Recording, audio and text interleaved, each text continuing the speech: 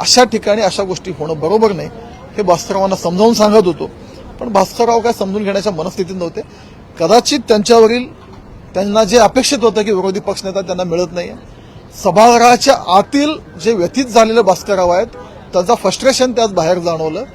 महाराष्ट्राच्या राजकारणात वैचारिक मतभेद असतात, पक्षपरत्वे काही विचार वेगळे असतात, पण हे करत असताना कोणाच्या पक्षाचा बाप काढायची संस्कृती या महाराष्ट्रात नाहीये. आणि त्याचीच मी समज आणि विनंती करत होतो की असं तुम्ही बोलू नका. पण भास्करराव ते ऐकून घेण्याच्या मनस्थितीत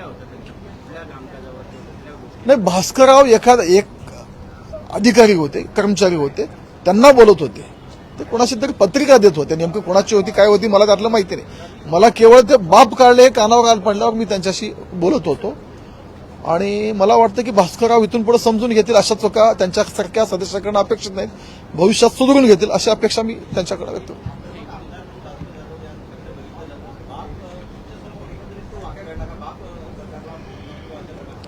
सत्ताधारी पक्षाचा बाप असा त्याने उल्लेख केला.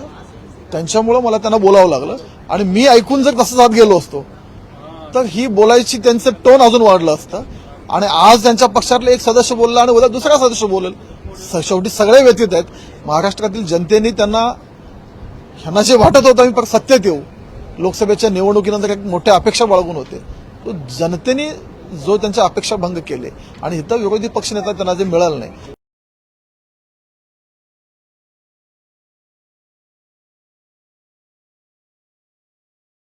ह्याचा कुठेतरी ह्या सगळ्याचा फ्रस्ट्रेशनचा उद्रेक तिथं मला जाणवला.